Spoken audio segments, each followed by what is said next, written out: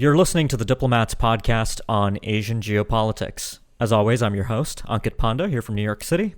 And this is Prashant Parmeswaran from Washington, D.C. So, Ankit, we're back to talking about North Korea. We had a firing of something that we're not exactly sure what it is, but it's not quite a missile, something that's been characterized as some sort of short-range projectile from North Korea.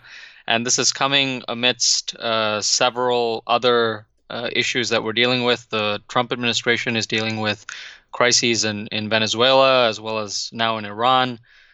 We have the North Korea special representative who's visiting several Asian capitals to talk about diplomacy. And we also have now the clock ticking towards the U.S. Election and Trump's re-election coming up as well.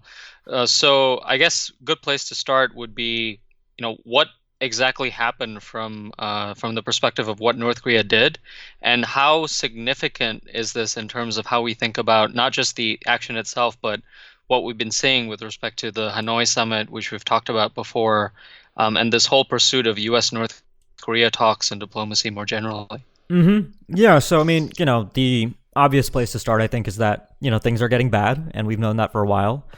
They have been bad for several weeks since the end of the U.S.-North Korea Hanoi summit.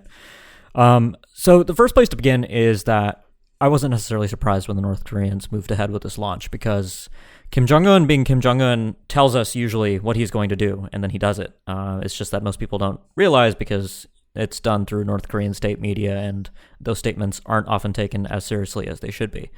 But in mid-April, Kim Jong-un did a major address to the Supreme People's Assembly, North Korea's sort of rubber stamp parliament, in which he talked about the overall state of relations between the United States and North Korea and the diplomacy that had happened. And he condemned the U.S.-South Korea military exercises, as North Korea has done in previous years. The U.S. and South Korea didn't actually cancel exercises altogether. What they did was they effectively rebranded the old Key Resolve and Full Eagle major exercises and recalibrated them under a new name called Dongmeng, which means alliance in Korean. But he criticized those, and he criticized the recent U.S. Missile defense test in March that simulated the intercept of an ICBM. And he said, quote, the wind will bring waves. This was kind of his poetic way of suggesting that he wasn't happy with what was going on. And he said that North Korea would move ahead with corresponding acts. So we were expecting something like this. And of course, in April, there was a quote-unquote tactical weapon test that North Korea undertook. We didn't get any images of the actual weapon back then, and that happened also in November 2018. And that was also a bad time for diplomacy in general. That was right after Kim Yong-chol, the main North Korean negotiator, had canceled his trip to Washington. So that's the context for this launch taking place. As far as what they actually did, there was a little bit of confusion, as you noted. So the first reports came from the South Korean Joint Chiefs of Staff. South Korea uses kind of ground-based radars to look for any kind of ballistic missile launches out of North Korea. So they usually tend to get a pretty early alert out there, and that results in all the headlines that we see around the world and the emergency tweets and everything that North Korea launches a missile. So they initially said that North Korea had launched a short-range missile. And then that changed to short-range projectile, and that confused a lot of people. I was talking to a lot of reporters kind of trying to explain the difference between a projectile and a missile. Of course, missiles are projectiles, but not all projectiles are missiles. And it turned out that North Korea had actually done a major kind of conventional exercise involving rocket artillery, including 240 millimeter caliber rocket artillery units, and then the larger guided rocket artillery system that they have, which is a 300 millimeter caliber rocket system. But on top of that, the most interesting thing that they did was they introduced a new missile. And that was, undoubtedly a missile. There's no way you can get away with really just calling that a projectile. This is a solid fueled system that looks almost exactly like Russia's Iskander-M ballistic missile. And we'll talk a bit maybe later about why, that comparison we should be careful about. But yeah, they launched that missile, and they released pictures this time. They showed Kim Jong-un guiding it. Kim Jong-un emphasized the promptness of the exercise. Clearly, they avoided being too hostile towards South Korea in the language that was used in that state media release. And I think some important context also to remember is that the two Koreas have a standing comprehensive military agreement that they agreed to in September 2018. So the Blue House is now concerned about, the Blue House being the South Korean presidential office, is concerned that North Korea has now violated that agreement by engaging in what Article 1 of that agreement between the two Koreas calls hostile acts. So exercises like this, I think, fall into that. And of course, if you ask the North Koreans, they would say that South Korea, by engaging in the kind of military exercises it has with the United States, has also violated the agreement. So not only are things bad between the U.S. and South Korea, but also between North Korea and South Korea. So the inter-Korean relationship is starting to sadly decline for the worse just a little over 1 year after the historic Panmunjom summit between Moon Jae-in and Kim Jong-un last April. Mm-hmm. And so, I mean, we've talked a little bit about the fact that this is unsurprising, I guess, but still quite significant in terms of it being, the first firing of a missile in over, I think, days. 500 days, right? And the fact that, this is something which I think Trump has staked a lot of his credibility on, the fact that he has a very good relationship with Kim Jong-un and that, the summit process is ongoing. But I guess one of the useful things to discuss would be, I mean, what are the various drivers that might have led Kim Jong-un to do this at this particular time? We've talked about the fact that part of this has to do with general unhappiness with how the Hanoi summit went, which he made quite clear. But it's also the fact that, we've discussed before on previous podcasts too, right, that this is a calibration of various tracks, if you view it simplistically. So the U.S. South Korea track, South Korea North Korea track. And so, was this also a message that perhaps was sent to South Korea in terms of North Korea trying to get, a few more concessions? We've now got reports about North Korea wanting more food aid potentially, and the door being opened there by the United States for South Korea to do that. So is there a little bit of a recalibration process going on, post Hanoi summit where various sides are looking to see, okay, how do we actually make this process work? Because I don't think anyone really wants to see this blow up. But at the same time, I think there is a little bit of blowing off of steam from the U.S., from South Korea, and from North Korea, right?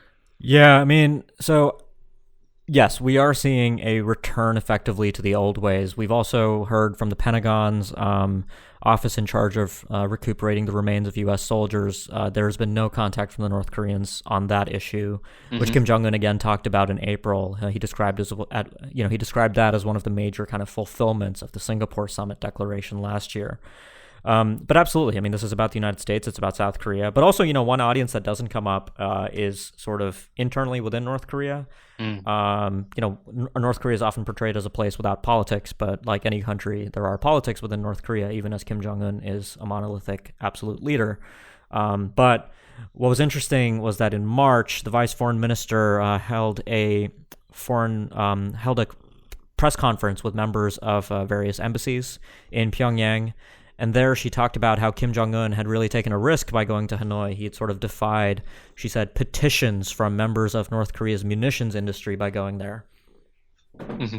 And in the process, Kim was embarrassed. And now upon his return, not only has Kim been talking about national defense and saying how important it is to realize peace by having a strong indigenous defense capability, but we've also seen several figures that are well known to be affiliated with North Korea's missile testing campaigns, including, Jang Chang-ha, who's a missile scientist with the munitions industry department of the Workers' Party. He made his first appearance since December 2017 in April, and then of course we start seeing missile tests. And there's a historical parallel that a couple observers, including Jeffrey Lewis, have pointed out, which is that in 2006, which was the year when North Korea's 1999 moratorium on missile testing came down, the way the North Koreans began that year was they launched a Toksa, which is also a short-range ballistic missile. In fact, it's a derivative of the Russian Toshka, which was the predecessor to the Iskander, which is what this new North Korean missile resembles. And then later that year, on the 4th of July, they launched multiple Scuds and a Taepodong satellite launch vehicle to signal that the moratorium was over. Of course, in that case, things were a little different in that in 2005, the Foreign Ministry had issued a memorandum formally noting that the moratorium was over.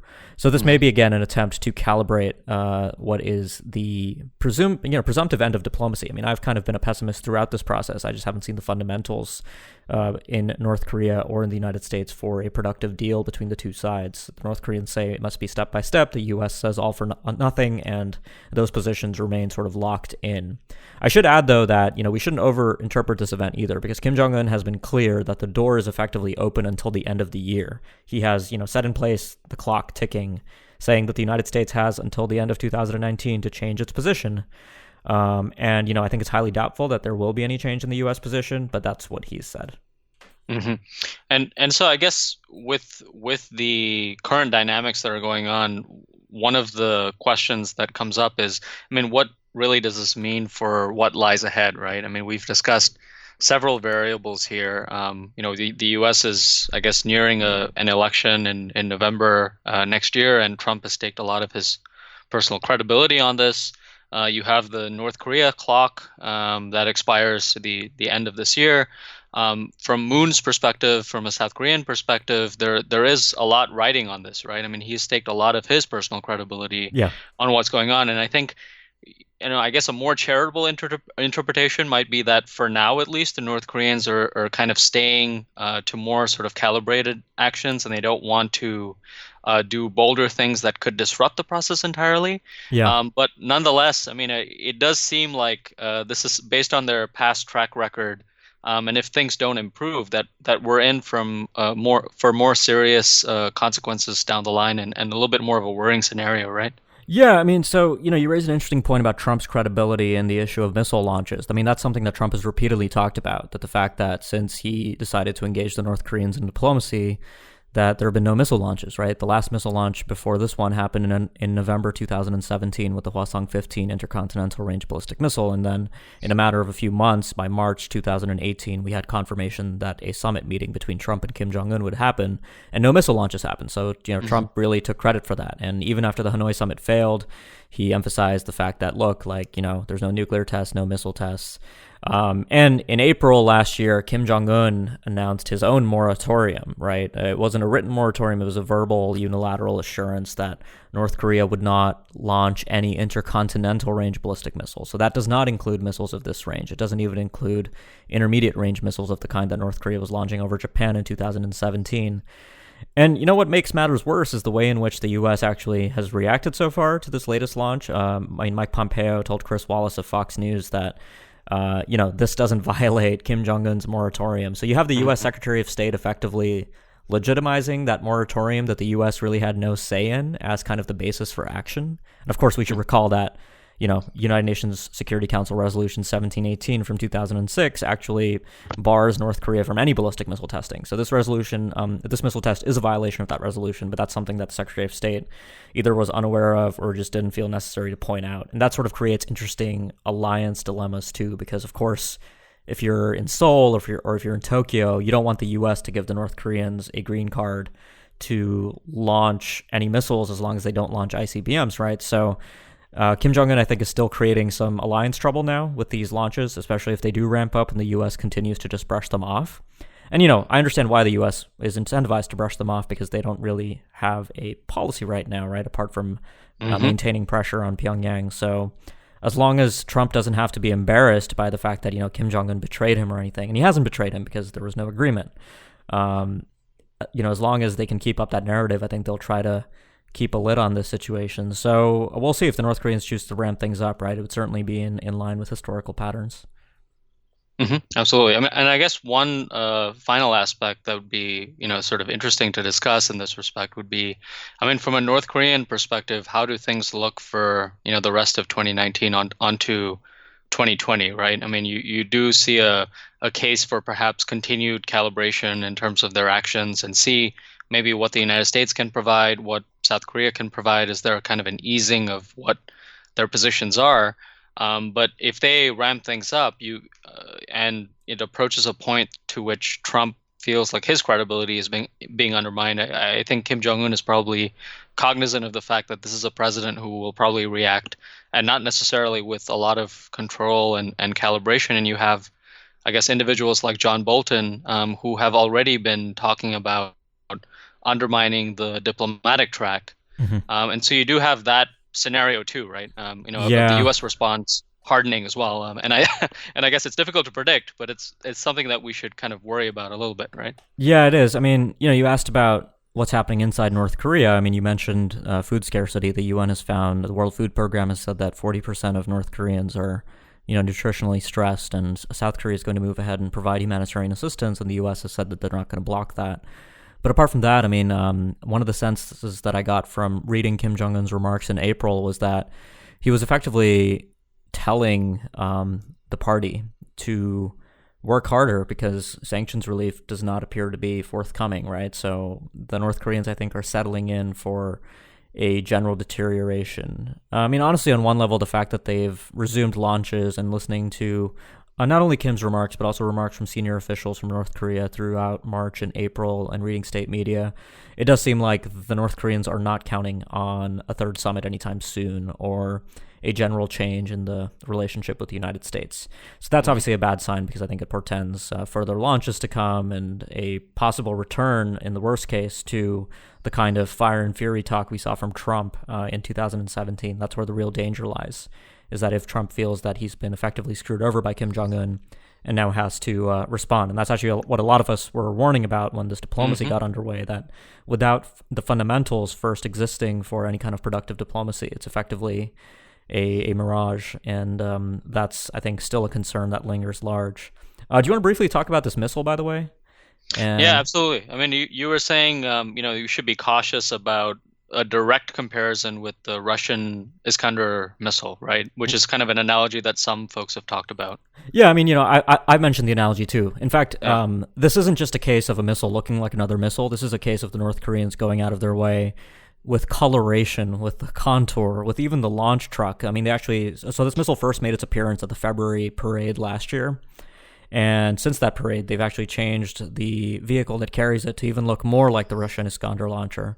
And it's just they've gone out of their way to really evoke the Iskander. And look, I mean, we know about proliferation that's occurred in the past from the Soviet Union to North Korea with various missile technologies and engines in particular. But that's not to suggest that there has been any kind of proliferation from Russia to North Korea concerning the Iskander specifically.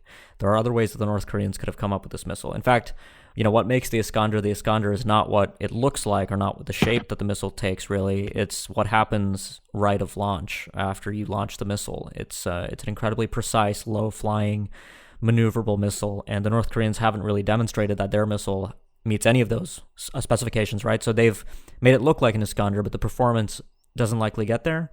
It could simply be a modernization of the Toksa, the older missile, which is also known as the KN-02. So I think, maybe we'll see it tested again, and maybe the North Koreans will show us this missile striking a target or demonstrating some level of precision. That would be, I think, a significant development. But as far as we know right now, this is just another short-range solid-fuel missile that's probably going to be the successor to the Toksa in North Korea's arsenal. Yeah, and we should also note, I guess, that this is coming after, Kim Jong-un is continuing his, quest for, international diplomacy and meeting with leaders, right? So this is after he met with Vladimir Putin and Putin then, sort of tried to channel what Kim Jong-un was saying and spoke about the prospects for peace. And it sort of got folks excited about, could we see, some sort of rejuvenation of a six-party process and the Russians trying to insert themselves in. So the Russian angle really has been factoring in multiple ways in the media and in the past few months, right? Yeah, absolutely. Yeah. Well, yeah, I mean, I think we're starting to see the turn more seriously now than we did after Hanoi. But yeah, we'll have to see where things go. I'm sure we'll be back talking about the Korean Peninsula sooner rather than later on this podcast. Definitely. But yeah, Prashant, thanks a lot for joining me. Good to be with you.